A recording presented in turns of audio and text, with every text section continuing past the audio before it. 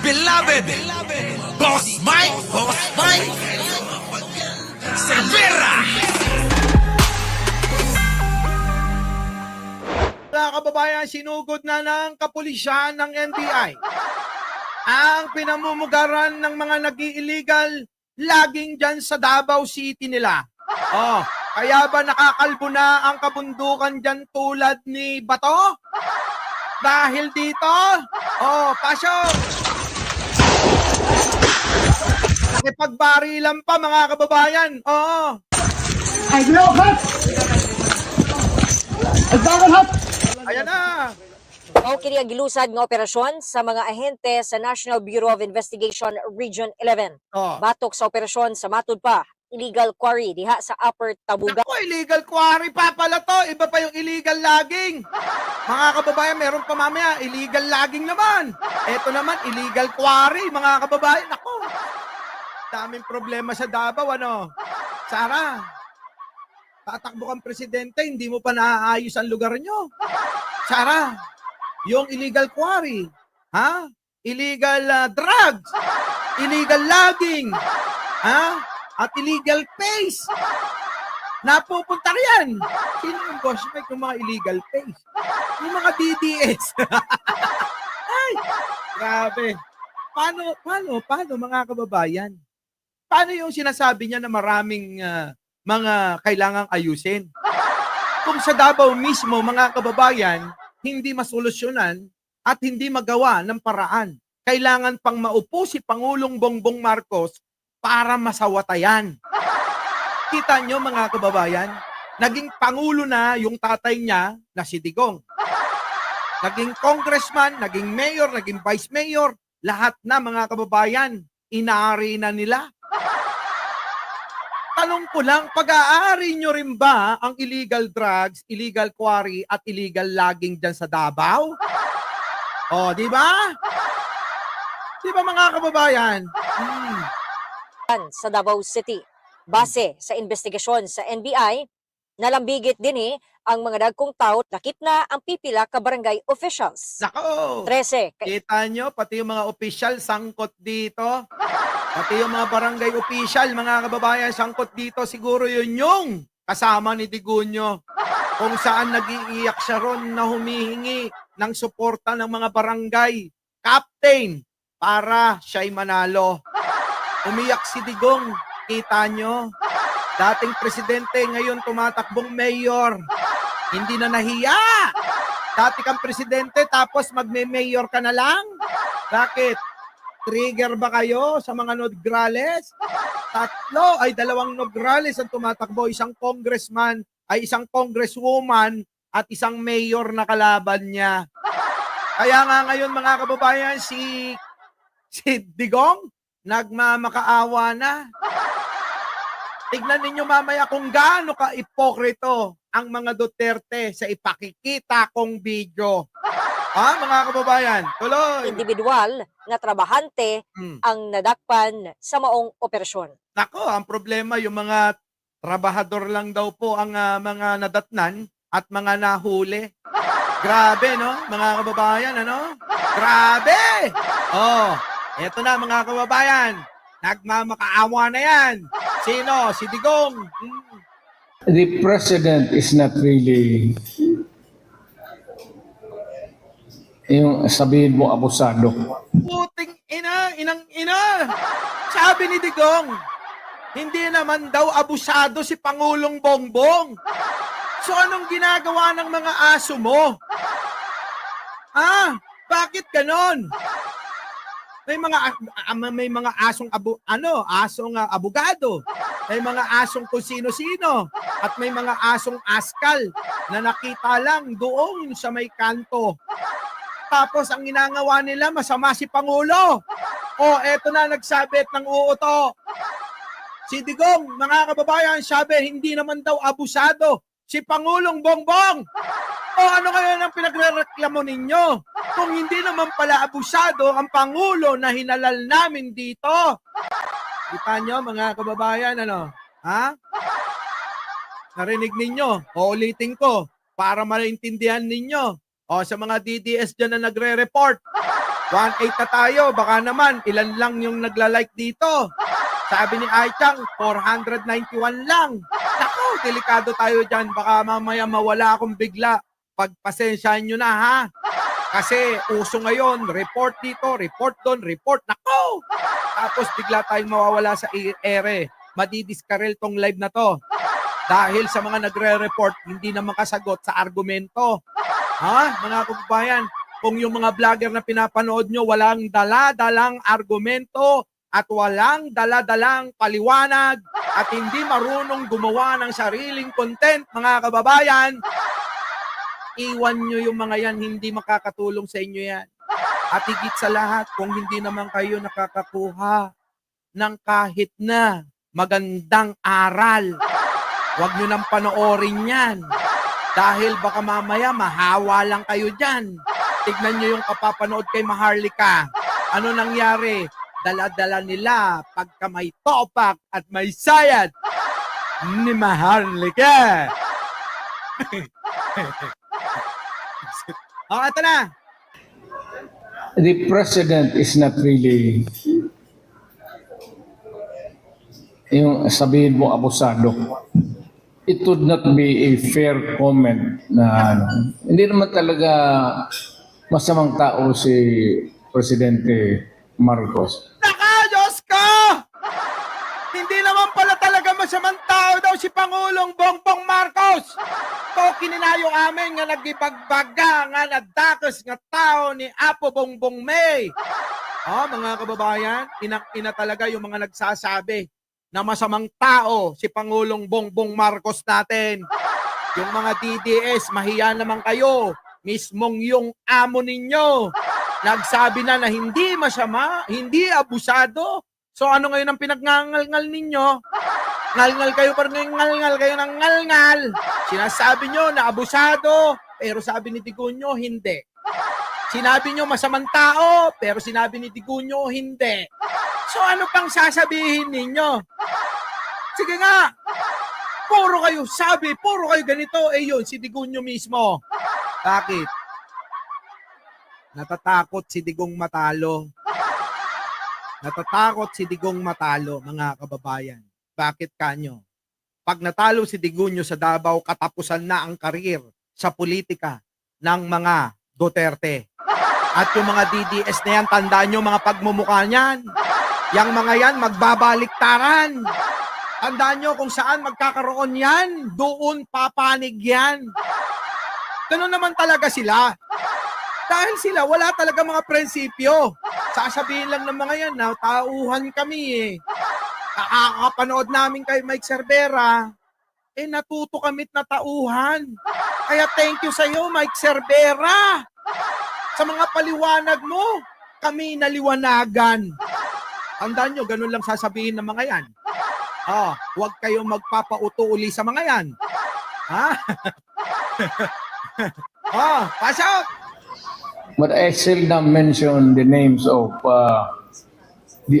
names of the other side of the fence. But dito wala kasi akong na tayo, wala man tayong, there's no reason for us to be scared. Ano? Wala daw dahilan para matakot sila. Bakit? Tila bumabangking ka na naman. Samantalang dati kung magsigawan. Bangot! Adik! Puta! Saka nakakita ng ganyang estilo ng pangangampanya. Dahil hindi na kaya na manalo sa eleksyon ni Digong, magpapaawa na lang yun, kakainin na rin yung taing sinuka. Di ba ganun din naman yung mga DDS na tanga? Kakainin nila yung sinuka. Kahit sinuka na nila, kinakain pa. Ganyan na ganyan si Digong, mga kababayan. Di ba? Or oppression. Kasi wala man akong nakikita na yung tendency of a president to be abusive and would condone Wala naman ako nakikita na may umaabuso daw. Mga kababayan, oy, oh, nabuhay si Busabos. Anak ti Jablis ka, tataka lang, ha? Wala naman palang nakikitang pang-aabuso si Digunyo. Samantalang kailan lang sinabi may fracture daw tong gobyerno. Ano ba ito? Digong, nagmamakaawa ka na ba kay Pangulo? Digong, baka akala mo, dadayain tong eleksyon. Tandaan nyo lang at sana'y maliwanagan ang karamihan. Kung meron man ang mandaraya, yung mga hindi nagpatanggal noong kinuha nilang nangumisyon ng halalan. Alam niyo yon? Ano yon? Paki-comment naman diyan kung alam nyo. Yung humahawak at nangontrata ng ating halalan at yun din yung nagsuhol daw kay Bautista kaya tumakbo yan. Oh, kita nyo? Oh, ngayon, tinanggal yon mga kababayan at ngayon bago. Yang tama, Smartmatic. Diba? Tinanggal na yung Smartmatic mga kababayan. Oh, sino tumanggal? Si Pangulo. Sino ang Smartmatic? Yan ang may issue. Issue ng napakarami. Tuwing halalan na lang, may issue. Nandaya. Yan ang maririnig ninyo. Tuwing halalan, Smart Magic. Maririnig ninyo sa mga tao. Lalo na sa mga talunan. O, di ba? O ngayon, Digong, tanong ko lang. Kung nung panahon mo, pinangako mo, tatanggalin ko yan dahil marami ng reklamo kamo. Pero bakit hindi mo ginawa? Di ba? Hindi ginawa ni Digong natanggalin yan. Sa panahon ni Pangulong Bongbong Marcos, wasak, tanggal. Mga kababayan. Oh. Tapos sasabihin ngayon yan, eto lang mga kababayan, uunahan ko na uli. Sasabihin ng grupo ni Digong, sasabihin ng grupo ni Digong, dinaya kami. Sinaorda kami. Sinaorda. O, syempre, yung mga tatanga-tangang tagasunod, sasabihin din, dinaya. O, di ba? So, anong gagawin ng mga yan, mga kababayan? Para naman, syempre, hindi papayag na ganun-ganun na lang yung pagkatalo ng mga yan. Mag-iingay yan sa kalsada. Magrarally sila kahit tatatlo pa. Di ba? Kahit tatatlo yung mga yan, lalakas ng loob, nagrarally sila. Ganon at ganon at ganon ang gagawin ng mga yan hanggat hindi nila nakukuha na iyo po ang isang loka-loka. Itong wrongdoing, wala akong nakikita dyan. Wala. Awan, awang kano. Sabi ni Digong, magaling, walang problema, hindi abusado, walang pandurugas, wala lahat! Mabait ang Pangulong Bongbong! Tuna naman. Tuna na, sabi niya yun Kicks TV, sabi niya yun. Sabi ni Digong, mabait si Pangulong Bongbong. Sa bunganga galing mismo. Oh, paano to? Kita nyo? Oh, bale-balentong na yung sinasabi ng mga yan. Siyempre, mapapahiya naman yung mga mahal na mahal nating DDS, lalo't na yung mga vlogger na kapag pinanood ninyo, Diyos ko, mabobobo kayo. Yung mga pangangatwiran, hindi mo alam kung saan nang gagaling. Maliban doon sa sinasabi ni Digong, mga kababayan, meron pa silang dagdag bawas para lang mapasinungalingan na etong sinasabi ni Digong ay joke lang. Joke lang daw yan. Lahat na lang kapag kapahiyaan nila, mga kababayan, sasabihin, joke lang ni Digong yun. Joke lang ni Tatay Digong yun. Joke lang. Joke lang kayo. Tuloy. So, in this coming election, I hope that the President, kung marinig niya ako, bigyan na lang tayo ng, sabi ko, yan nagpagpakaasi apon! Digong, pwede mo naman kasing dapat puntahan sa Malacanang dahil si Pangulong Bongbong napakabait nun galing na sa bunganga mo yun. Diba? Puntahan mo! Hindi yung, kung naririnig sa niya ko, Sana naman, bigyan tayo ng parehas na laban. Okay na. Dugman. Oh, kita nyo mga kababayan, oh. In this coming election, I hope that don't, kasi wala man akong nakikita na yung tendency of a president to be abusive and would Ngayon wala na kasi walang sumama sa inyo, engot ka talaga. Paliwanag ko lang, mga kababayan. Nagpapakumbaba si Digong at nagpapaawa kasi mga kababayan, yung sinasabi nila at yung propaganda nila na kanila na daw ang mga militar, tandaan nyo ba? Sinasabi nila at kinakalat, lalo na si Maharlika. Sabi nila ang mga militar magpupuntahan na yung mga nasa probinsya at makikipaglaban para pababain ang Pangulong napakabuti. Sabi nila.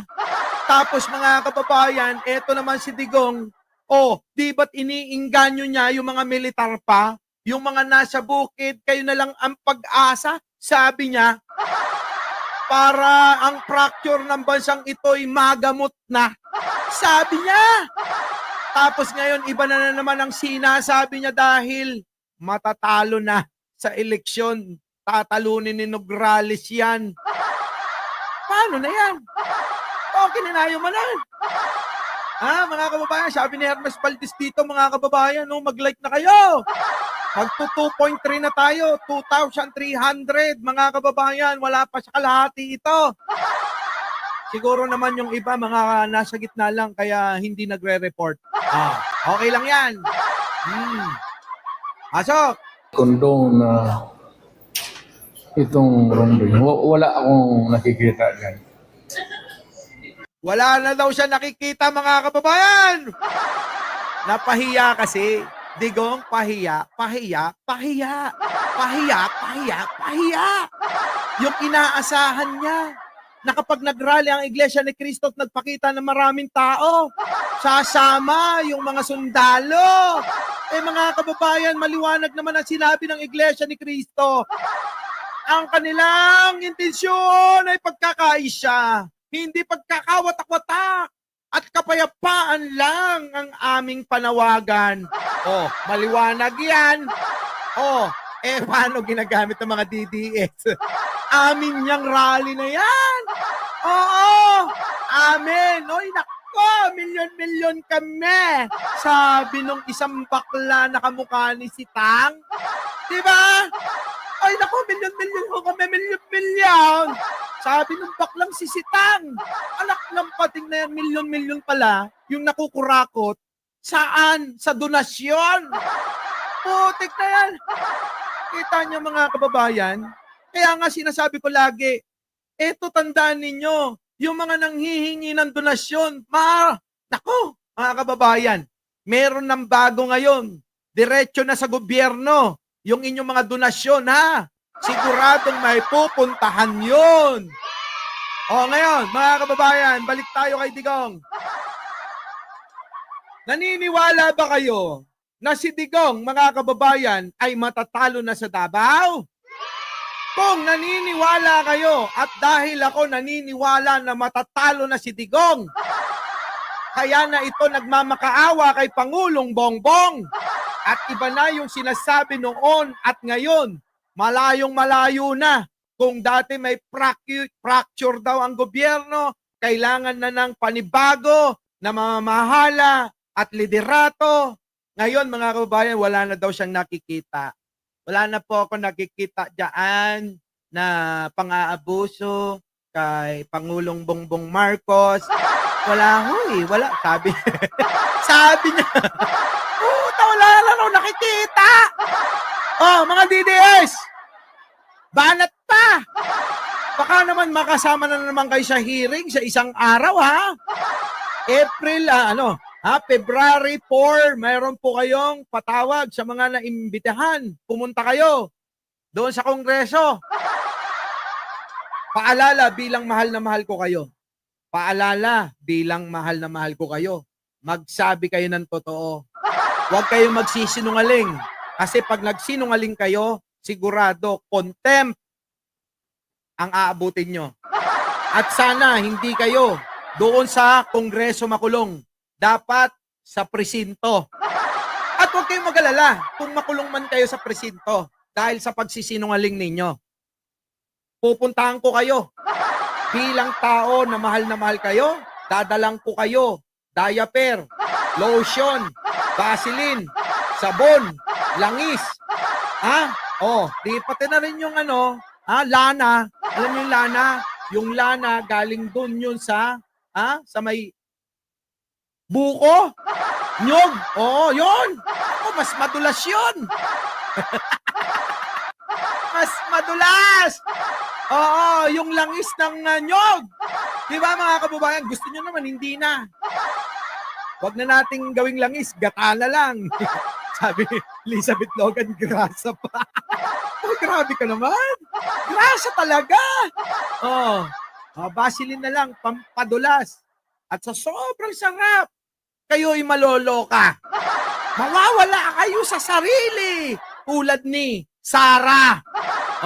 Tatawagin nyo si Crispin, Basilio, hindi nyo masusumpungan. Bakit? Kayo ay iniwanan. Diba, mga kababayan? Puta. Sabi ni Marjorie, organic, lana. Diba? Ayos, Aso, kaya mo ba yung ganitong pagbablog? Gusto ko yung amo nyo. Yung amo nyo tumira sa akin. Yung kayo, ng mga tuta lang, na panahon pa ni Dinosaur nagbablog na, abay, alamin nyo sa sarili nyo, wala pala kayong kwenta. Dahil hanggang sa ngayon, 2025 na, hindi pa rin kayo umaangat talaga. Diba? May problema. Puta, hindi kayo umaangat. Paano yan? Alamin nyo, baka hindi talaga kayo para sa industriya ng pagbablog. Ganun yun, di ba, Maestro Paul? Sa mga hindi pa ho nakakapag-subscribe kay Maestro Paul TV, mga kababayan, huwag nyo na hong patatagalin yan. Kung meron mang isang solido na loyalista kay Pangulong Bongbong Marcos na vlogger, isa na yan si Maestro Paul TV. Di po ba, mga kababayan? Eto na, mga kababayan. Haba na pala ng kwentuhan. Digong, yung pagpapaawa mo.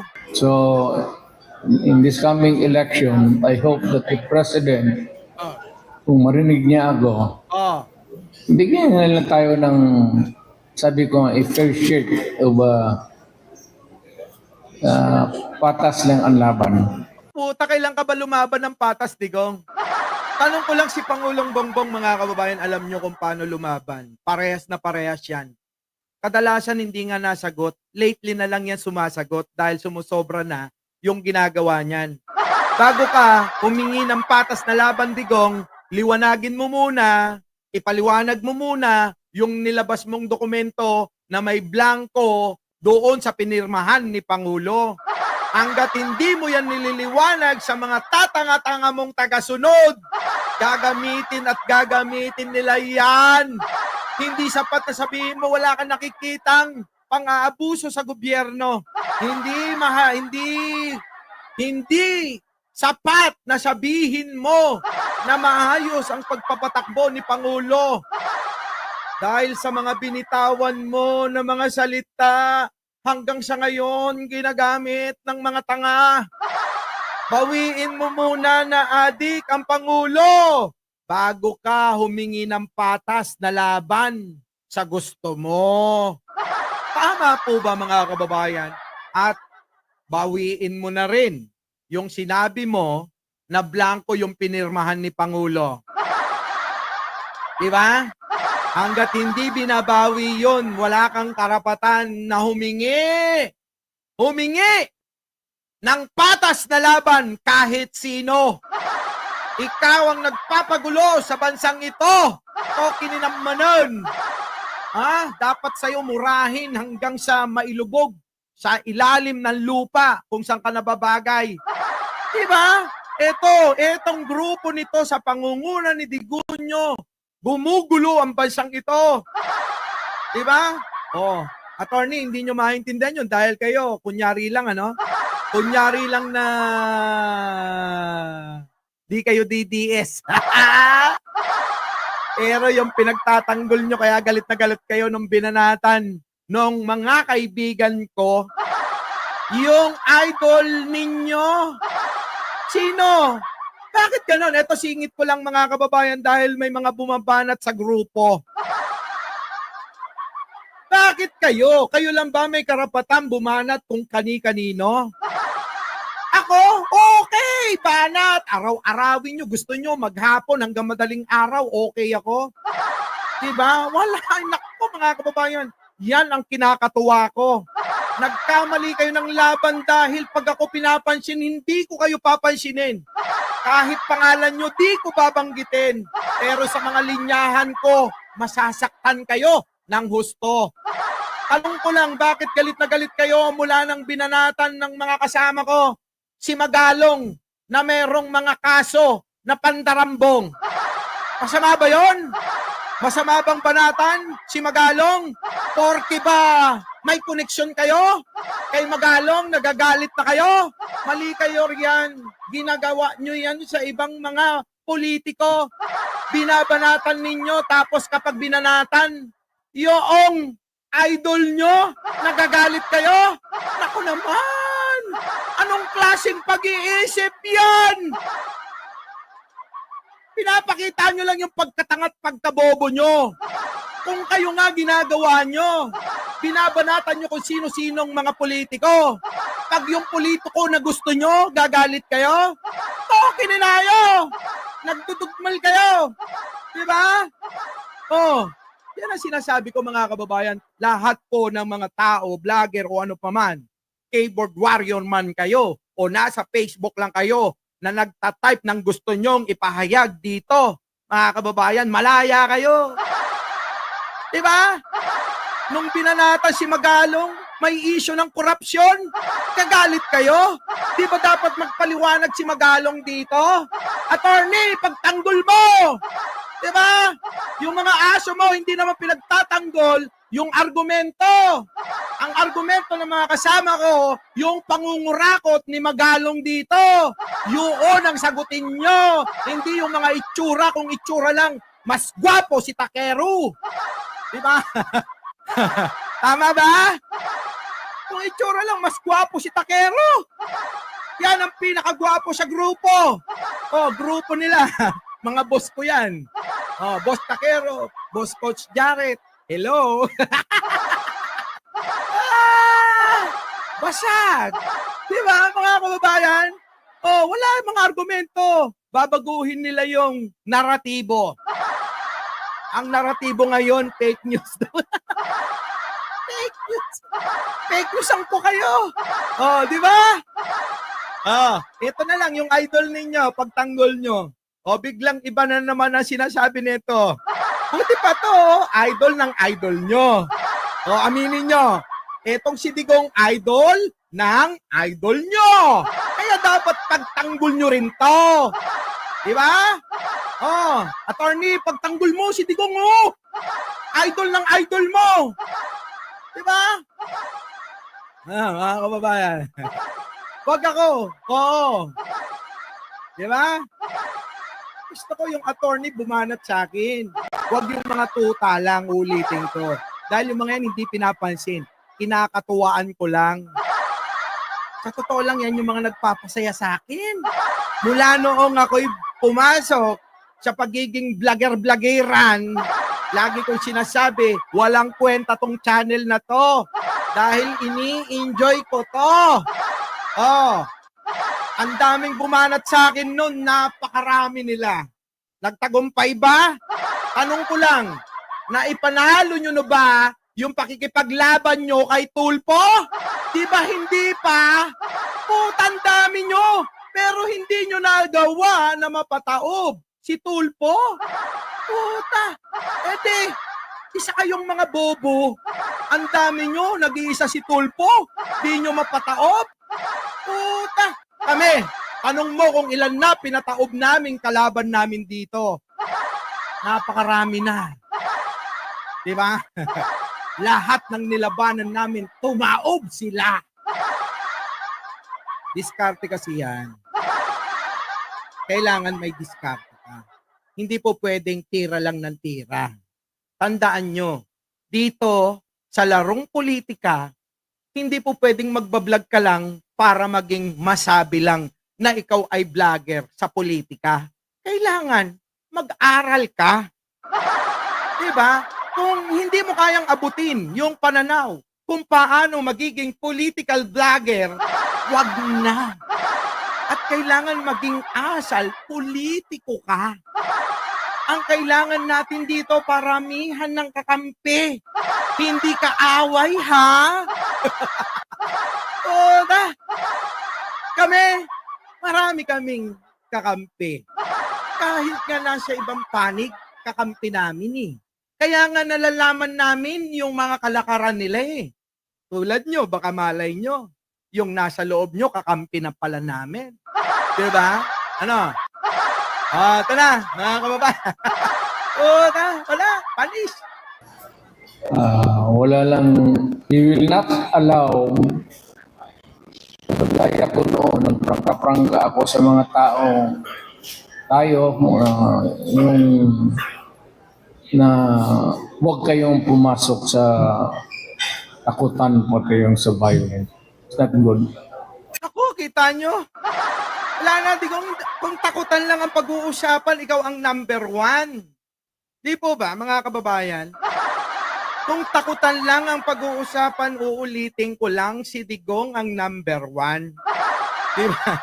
Minsan mga bata mo, boss, kahit di naman sila. Yaan mo na! Matatauhan din yung Kicks TV. Reklamo si Kicks TV, nagtatampo. Oo, tanda mo magkakampi tayo. Di ba? Wala na. Kung may takutan, ulitin ko lang, nawala tuloy ako. Mga kababayan, kung may takutan si Digong, ang number one sa pananakot. Tinakot nga buong Pilipinas, tinakot mamayang Pilipino. Di ba? Patayan dito, patayan doon. Papatayin ka pag di ka sumunod. Ganon. Kailangan sunod-sunuran ka rito kay Digong. Di ba? Ano? Sabi tuloy ni Ped sa Punsyan, ikaw nga nananakot. Tatakutin, magkakagera. Sabi ni Digong, di ba? Ayoko, gusto niya magkagera tayo? Lalaban tayo? Hindi naman siya ganon. Kaya pala ni Pangulong Bongbong ipagtanggol yung teritoryo natin sa pamamagitan lang ng pamamaraan na meron si Pangulo. Ano yung pamamaraan, mga kababayan? Ipagtanggol, ipagpilitan. Kung kinakailangan, gumawa ng kaparaanan para masindak yung dambuhalang ng aangkin ng ating teritoryo at isla dyan sa may West Philippine Sea, mga kababayan. Abay, yun ang ginawa ni Pangulo. Kita nyo, biglang natakot ang China. Sabi yan pong mga sandata ninyo, yung mga Typhoon missile ninyo, dapat tanggalin nyo yan kasi nagkakaroon lang ng maaaring pagsimulan ng gulo. Puta! Sinagot ni Pangulo. Gusto nyo mawala ito? Lumayas kayo sa aming teritoryo. Huwag kayong mambuli sa aming exclusive economic zone. Kita nyo? Kayo ay lumayas dyan sa aming teritoryo. Umalis yung mga barko nyo. Tatanggalin namin to. Ano nangyari? Nga, ang China. Si Digong kaya ba? Kaya si Digong, yung sinasabi niya noon, huwag kayong bumoto ng weak leader. Sabi, weak leader. Digong, sino ngayon ang weak leader? Yung weak leader, ang tapang-tapang. Yung kinatakutan mong China noon, kaya pinamigay mo yung mga isla at pag-aari ng gobyerno, ayan, kinakalaban niya. Hindi umubra kay Pangulong Bongbong. Pero ikaw naging aso ni Xi Jinping, aminin mo. Diba? Our beloved Boss Mike Cervera.